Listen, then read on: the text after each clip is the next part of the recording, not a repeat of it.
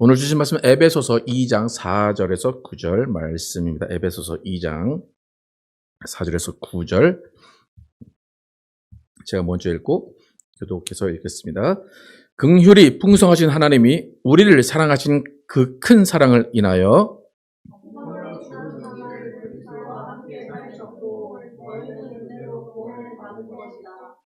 또 함께 일으키사 그리스도 예수 안에서 함께 하늘에 앉히시니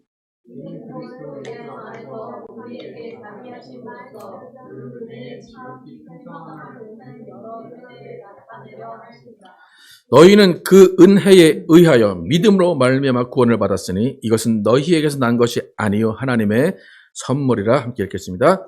행위에서 난 것이 아니니 이는 누구든지 자랑하지 못하게 함이라. 아멘. 은혜를 믿고 구원받은 나라는 제목으로 은혜를 나누겠습니다. 지난주에 살펴본 에베소서 2장 초반에는 바울이 우리의 영이 허물과 죄로 죽었다라고 선포를 했습니다. 영이 죽었던 우리는 공중권세 잡은 자 마귀를 따랐고 세상 풍조와 욕심과 육체의 마음을 따라 살 수밖에 없었다는 것입니다. 그리고 마음이 원하는 것을 하는 우리를 본질상 진노의 자녀였다라고 바울은 정확하게 우리의 본질을 이야기해 주었습니다. 여러분, 본질상 진노의 자녀다. 본성이 그렇다라는 것입니다. 그러니까 우리의 본성이 그렇게 태어났기 때문에 자연스럽게 욕심을 따라 살고 자연스럽게 죄를 짓고 자연스럽게 악을 행하고 자연스럽게 육신이 원하는 마음대로 살 수밖에 없다는 겁니다. 그러니까 우리가 뭘 잘못해서 우리가 워낙 나쁜 사람이라 그런 게 아니라 본질상 그렇다라는 것입니다. 그럼 강물이 가만히 서 있는 것 같지만 계속해서 하류로 흘러 내려갑니다. 그래서 여러분이 배를 타고 그 강 위에서 똑같은 자리에 서 있으려면 어떻게 해야 됩니까? 계속 상류로 노를 저어야지만 배가 여러분이 원하는 그 한 장소에 서 있을 수가 있습니다. 여러분, 기독교인들이 흔히 오해하는 부분이 있는데 내가 예수를 믿으면 나의 욕심이나 죄성이나 그런 모든 나쁜 것들이 저절로 사라진 줄로 착각을 합니다. 어제까지 성격이 유별나고 남을 미워하고 욕하고 맨날 싸우던 사람이 오늘 예수 딱 믿으면 그런 마음이 다 없어지는 줄로 착각을 합니다. 오늘 예수 믿어서 착하게 보이는 거는 내가 착하게 살아야지라고 마음을 먹었기 때문이고 예수님이 그 말씀을 하셨기 때문에 이 말씀에 순종해야지라고 또 성령께서 인도하시기 때문에 우리가 조금 변화된 것 같지만 내 이면에는 내 본성은 여전히 똑같이 죄성을 가지고 있습니다. 간혹가다 예수 믿었더니 욕심이 다 없어졌어요. 난 이제 거짓말도 안 해요. 선만 행해요. 남을 미워하지도 않아요. 그러시는 분들이 계신데 그런 분들 보면 다 뒤에서 남들 안 보는 데서 다 그 일을 하고 있으면서 나는 남들 앞에서는 안 해요 라고 하는 겁니다. 여러분, 혹시 제가 이렇게 말해서 기분 나쁘신 분 있으십니까? 목사 당신은 그럴지 몰라도 나는 그렇지 않아. 나는 예수 믿고 나는 완전히 변했어. 나는 욕도 안 하고 난 남 미워하지도 않고 뒤에서 험담도 안 해. 그러실 수 있죠. 근데 제가 왜 이렇게 담대하게 이런 말을 하는지 함께 성경을 보겠습니다. 로마서 7장 21절에서 25절 함께 읽겠습니다. 시작. 그러므로 내가 한 법을 깨달았노니 곧 선을 행하기 원하는 나에게 악이 함께 있는 것이로다. 내 속삼으로는 하나님의 법을 즐거워하되 내 지체 속에서 한 다른 법이 내 마음의 법과 싸워 내 지체 속에 있는 죄의 법으로 나를 사로잡는 것을 보는도다. 오호라, 나는 곤고한 사람이로다. 이 사망의 몸에서 누가 나를 건져내랴. 우리 주 예수 그리스도의 말미암아 하나님께 감사하리로다. 그런즉 내 자신이 마음으로는 하나님의 법을 육신으로는 죄의 법을 섬기노라. 25절에 보시면 좀 이해가 안 가는 말을 하지 않습니까? 우리 주 예수 그리스도로 말미암아 하나님께 감사한대요. 근데 뭘 감사한데요? 그런즉 내 자신이 마음으로는 하나님의 법을, 육신으로는 누구의 법을 섬긴대요? 죄의 법을 섬긴다. 그럴 수밖에 없는 존재라는 거예요. 여러분, 바울, 예수님을 빛으로 만나고 여러 차례 예수님의 음성을 듣고 성령의 능력을 누구보다 더 행한 사람입니다. 우리와는 비교할 수 없는 성격과 인격과 능력을 가진 사람이에요. 그런데 바울은 자신의 본성이 없어지지 않음을 인정하고 나는 어떤 사람이래요? 나는 곤고한 사람이다 라고 고백을 합니다. 비록 예수님을 영접하고 교회를 다니고 직분을 받았을지라도 본성은 그대로 살아 있다는 겁니다. 여러분, 근데 우리가 이쯤에서 생각해 볼 게 있는데, 여러분, 구원을 받았다라는 것은 죄사함 받았다는 거예요. 그렇죠? 죄사함 받았기 때문에 구원받은 거예요. 예수님이 우리의 죄를 위해서 피 흘려 주셨기 때문에 우리의 죄는 흰 눈같이 희어졌기 때문에 우리는 구원을 받은 겁니다. 근데 바울은 내 안에 아직도 죄의 법이 살아있다라고 이야기를 해요. 여러분, 여기 채식주의자가 있는지 모르겠는데, 채식주의자가 고깃집에 가서 나는 고기 안 먹어. 그리고 고기를 안 먹고 고깃집에 한 시간 있다 나왔어요. 그럼 다른 사람이 여러분을 딱 만났어요. 그러면 다른 사람이 여러분의 냄새를 맡고 뭐라고 할 것 같습니까? 너 고기 먹었지? 네. 난 안 먹었는데 왜 저한테 고기 냄새가 날까요? 고깃집에 갔으니까 그런 거예요. 거기 들어가지 않으면 괜찮은데 고깃집에 들어가서 몸에 고기 냄새가 배인 거예요. 네. 마찬가지입니다. 여러분, 우리는 죄가 사해졌다고 하는데 왜 우리 가운데 죄의 본성이 남아있고 왜 우리에게 죄의 법이 사로잡는가? 우리가 세상에 속해 있기 때문이에요. 세상에 물들기 때문이고 세상에 속한 사람이기 때문입니다. 여러분, 제가 자꾸 여러분을 헷갈리게 만들죠. 그죠? 여러분, 죄성이 있고 죄를 짓게 됩니다. 그런데 죄사함 받아서 구원 받았습니다. 자꾸 구원 받았다는 얘기인가 안 받았다는 얘기가 헷갈리게 만들죠. 여러분의 죄성이 남아있고 죄의 법 아래 사로잡혀 있는데 과연 그렇다면 우리는 구원 받은 것일까요? 아닐까요? 이렇게 여러분 주저하시면 안 됩니다. 죄의 본성이 남아있고 죄의 법을 따라도 우리는 구원을 받은 겁니다. 네. 이렇게 누가 논리적으로 막 이렇게 얘기를 해서 너 죄의 본성 남아있는데 아직도 죄인이 아니냐? 너 죄 짓잖아. 너 구원 못 받은 거 아니야? 그러면 뭐라고 하시면 돼요? 아니야. 나 구원 받았어. 라고 하시면 됩니다. 왜 그럴까요? 그러니까 우리가 구원이라는 개념을 잘 몰라요. 난 아직 죄를 짓고 있기 때문에 난 죄가 안 없어진 것 같고 내 죄의 본성이 있기 때문에 난 아직 죄인이라 죄에 사해졌다는 말을 못 믿는 거예요. 예수님이 아무리 피를 흘리셔서 내 죄가 사했다라고 할지라도 나의 모습을 보니까 내가 죄 짓는 모습을 보니까 나는 아직 여전히 죄인이구나 라고 생각하는 거예요. 근데 구원은 우리에게 죄사함 받았다라는 것을 확인시켜 주는 거예요. 근데 과연 구원이 무슨 의미인가? 우리에게 죄가 없어졌다. 우리가 죄사함을 받았다는 것이 무엇인가 한번 살펴보겠습니다. 그러니까 죄사함 받았다라는 것은 뭐냐면 우리의 죄성, 본성은 그대로 남아 있을지 몰라도 더 이상 우리 안에 있는 그 죄에 대해서 정죄하지 않겠다는 거예요. 이해가 가십니까? 죄성은 남아있어요. 죄는 있어요. 그런데 정죄라는 건 뭡니까? 너 죄인이야 라고 하지 않겠다는 거예요. 그러니까 우리는 뻔히 죄인인 것을 들킵니다. 죄를 짓는 것을 우리가 압니다.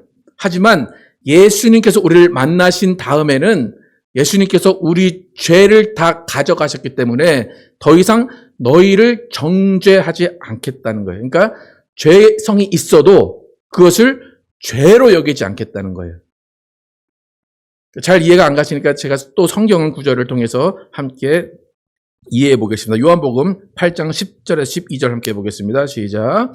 예수께서 일어나사 여자 외에 아무도 없는 것을 보시고 이르시되 여자여 너를 고발하던 그들이 어디 있느냐? 너를 정죄한 자가 없느냐?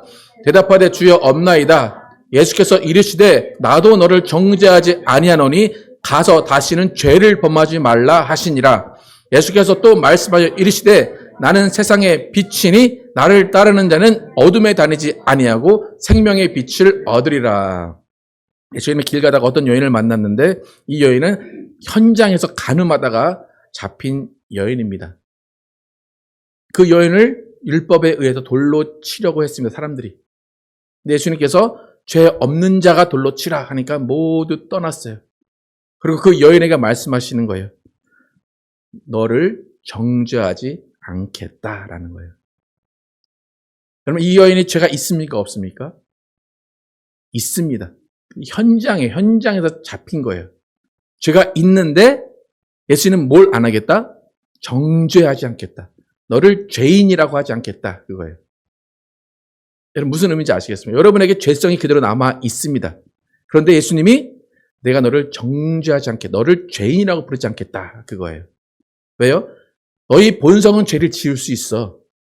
하지만 너희가 지은 모든 죄 가운데 그 본성은 속해 있지만 내가 그 너의 본성에 속한 마귀의 권세를 내가 파했어. 내가 그 죄를 다 감당할게. 내가 죄인으로 불릴 테니까 너희는 죄인이라고 불리지 않을 거야 라는 거예요. 그래서 우리를 대신해서 예수님이 죄인이 되신 거예요. 그래서 우리를 더 이상 죄인이라고 부르지 않겠다는 거예요. 여러분 무슨 말인지 아시겠습니까? 여러분이 죄를 짓지 않는다는 게 아니라 여러분을 죄인이라고 부르지 않겠다는 거예요. 그 너무 기쁜 소식이죠? 그러면 내가 죄 지으면 예수님 나를 죄인이라고 안 하신대. 와, 뭘 하면 됩니까 이제부터? 마음껏 죄를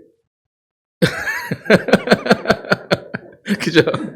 죄를 지으면 되죠. 왜? 예수님은 너를 정죄하지 않겠다. 야, 마음 편하게 죄를 져라 그러신 것 같죠, 그죠? 근데 분명히 뭐라 그래요? 너를 정죄하지 아니하노니 가서 다시는 죄를 범하지 말라. 이게 구원이에요. 나 죄사함 받았습니다. 오케이. 그 다음에 나 죄 지어도 되죠가 구원이 아니라 나 죄사함 받았습니다. 감사합니다. 이 은혜 잊지 않고 다시는 죄를 범하지 않겠습니다가 구원입니다. 여러분 구원에 대해 확실히 아시겠습니까? 여러분 이 여인을 잘 보시면 이 여인이 이렇게 예수님 말씀을 듣고 떠났어요. 그 다음에 이 여인의 길은 두 갈래로 갈라지겠죠. 며칠 동안은 감사하다가 죄를 짓지 말아야지 라고 하는데 계속 하던 일이 그거기 때문에 또 간음의 길로 갈 수도 있어요. 또 그 반대로 예수님을 만난 그 감격 가운데 그 기쁨 가운데 예수님이 나를 살려주셨기 때문에 나는 예수의 은혜에 감격해서 그 은혜 갚기 위해서 예수님 말씀하신 저 말씀 다시는 죄를 범하지 말라라는 저 말씀을 간직하고 살아야지 라고 하면서 죄를 안 지을 수도 있어요. 그러니까 두 갈래로 나눠지게 됩니다. 이 여인이 어떤 삶을 살았는지는 잘 모르겠습니다. 가장 중요한 것은 뭐냐면 은혜를 입었다는 거예요. 내가 은혜를 입었다는 걸 아는 것. 은혜를 입은 다음에 잘 보시면 은혜를 입었어요. 넌 너를 정죄하지 않겠다 살려줬잖아요. 그 다음에 뭐가 주어졌어요? 말씀이 주어진 거예요. 근데 우리는 대부분 어떻게 생각하냐면 은혜만 생각해요. 감사합니다. 나를 정죄하지 않으시니 감사합니다. 내 마음대로 살겠습니다. 그게 아니라 감사합니다. 그렇기 때문에 이제는 말씀대로 살겠습니다. 그게 구원받은 자의 삶입니다. 첫 번째는 은혜를 경험하고 은혜를 받아들이는 게 중요해요. 여러분 아까 읽었던 5절, 8절 바울이 어떻게 우리의 구원이 이루어졌는지 강조하는지 5절, 8절 두 구절만 함께 읽겠습니다. 시작. 허물로 죽은 우리를 그리스도와 함께 살리셨고 너희는 은혜로 구원을 받은 것이라. 너희는 그 은혜에 의하여 믿음으로 말미암아 구원을 받았으니 이것은 너희에게서 난 것이 아니요 하나님의 선물이라. 우리의 구원은 무엇에 의하여? 은혜로 구원받았다. 은혜에 의하여 구원을 받았다는 거예요. 은혜라는 것은 눈 감아주겠다. 없던 일로 해주겠다. 내가 다 책임지겠다. 너는 책임이 없다라는 거예요. 그래서 구원은 은혜로 받는 겁니다. 우리가 뭘 해서, 우리가 착한 일을 해서 그것이 아니라 은혜로 받는 거예요. 우리의 죄성이 여전히 살아있어요. 죄를 짓기 쉬워요. 죄를 짓고 싶어져요. 그럴 때마다 우리가 생각해야 되는 것은 뭐예요? 은혜예요. 난 이렇게 죄인이고, 난 이렇게 못났고, 난 이렇게 남을 미워할 수밖에 없는데 예수님은 나를 죄인이라고 하지 않으셔. 오히려 예수님이 내 죄를 대신해서 죽으셨어. 그 은혜를 생각하는 거예요. 그 은혜 다음에 아까 말한 다시는 죄를 범하지 말라라는 그 말씀을 지키기 위해서 죽기까지 싸우는 것이 구원받은 자의 삶입니다. 여러분, 예수님은 이 땅에 오신 목적이 뭘까요? 우리를 좀 정죄하고, 야, 너 잘못했지? 너 이러면 안 되지? 라고 심판하기 위해서 오셨을까? 아니면 구원하기 위해 오셨을까요? 요한복음 12장 46절에 48절 함께 읽겠습니다. 시작. 나는 빛으로 세상에 왔나니 물은 나를 믿는 자도 어둠에 거하지 않게 하려 함이로라. 사람이 내 말을 듣고 지키지 아니할지라도 내가 그를 심판하지 아니하노라. 내가 온 것은 세상을 심판하려 함이 아니요 세상을 구원하려 함이라. 나를 저버리고 내 말을 받지 아니하는 자를 심판할 이가 있으니 곧 내가 한 그 말이 마지막 날에 그를 심판하리라. 잘 기억을 하셔야 돼요. 예수님이 이 땅에 왜 오셨다고요? 구원하러 오셨어요. 심판하러 오신 분이 아니에요. 여러분, 예수 믿으면 무조건 구원입니다. 예수로만 구원받고 예수 믿으면 무조건 구원이에요. 예외가 없어요. 그런데 간혹 여러분이 예수님을 길에 가다 만났다 칩시다.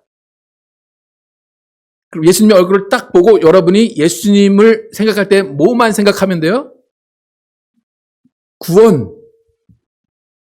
근데 갑자기 예수님 딱 만났는데 예수님 나 잘못했어요. 그게 생각나면 안 된다는 거예요.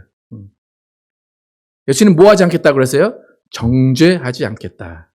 네, 그 대신 뭐가 심판한다고요? 48절에 내 말이. 예수님 이해가 가십니까? 가늠한 여인에게 나 너 정죄하지 않을게. 근데 가서 죄를 짓지 마라는 말씀을 하셨어요. 예수님은 심판하지 않고 구원만 하신 분이에요. 근데 그 말씀이 나중에 우리를 심판하게 되는 겁니다. 그러니까 우리가 그래서 말씀을 따라 살아야 되는 이유가 그거예요. 예수님 욕해도 되고 막 그래도 돼요. 근데 예수님 하신 말씀은 지키도록 노력하고 살아야 되는 것이 말씀이 마지막 날에 심판한다고 예수님 말씀하셨기 때문이에요. 여러분, 우리는 부족하고 연약해요. 우리의 본성이 죄를 짓게 하지만 예수님은 그것을 다 품어주세요. 너희는 그럴 수밖에 없는 존재야. 너는 그럴 수밖에 없어. 내가 이해해. 내가 널 구원했어. 그러니까 이제는 조금이라도 죄 짓지 않기 위해 살아라는 거예요. 여러분, 잘 모르겠어요. 여러분의 그 부모님이 여러분을 어떻게 키우셨는지 모르겠는데, 한국 부모님들은 흔히 좀 이렇게 꿀밤도 많이 때리시고, 회초리를 많이 드시죠? 그러니까, 뭐 저 같은 경우를 보면 부모님이 이제 아버지가 오셔서 머리를 쓰다듬어 주려고 이렇게 손을 올리면 어떻게 해요? 이렇게 하죠. 왜 그럴까요? 맞은 버릇이 있어서 그렇죠? 네. 예수님이 손을 딱 올리셔서 그럼 뭐 하시려고 올리시는 거예요? 쓰다듬고, 그 위로해 주시고, 기도해 주시고, 안수해 주시기 하는 거지, 너 잘못했지라고 하시는 게 아니에요. 네. 그러니까 예수를 만나면 무조건 구원입니다. 우리가 부족해도 예수님은 구원하십니다. 또 그 반대로 똑똑하다고 구원하시는 것이 아니에요. 잘났다고 구원하시는 것이 아니라 은혜로 구원하시는 겁니다. 오늘 7절부터 9절까지 본문 함께 읽겠습니다. 우리의 구원이 어떻게 이루어졌는지 시작. 이는 그리스도 예수 안에서 우리에게 자비하심으로써 그 은혜의 지극히 풍성함을 오는 여러 세대에 나타내려 하심이라. 너희는 그 은혜에 의하여 믿음으로 말미암아 구원을 받았으니 이것은 너희에게서 난 것이 아니요 하나님의 선물이라. 행위에서 난 것이 아니니 이는 누구든지 자랑하지 못하게 함이라. 우리의 행위가 잘되고 잘못되고의 문제가 아니라 오직 은혜로 받는 겁니다. 그래서 여러분이 은혜로 구원받았다는 것을 온 세상에 알려주시고 싶은 거예요. 그래서 좀 착한 사람보다 정말 못된 사람이 구원받으면 더 많은 은혜가 있습니다. 제가 구원받아서 제가 교회 다녀? 그러면 하나님이 쟤도 용서하셔? 그렇게 말을 하지만 그 사람의 변화된 모습을 보고 또 많은 사람이 하나님을 찾게 됩니다. 여러분, 구원이라는 것은 나의 행위, 나의 어떤 것이 아닌 은혜로 받고 그것은 하나님의 선물입니다.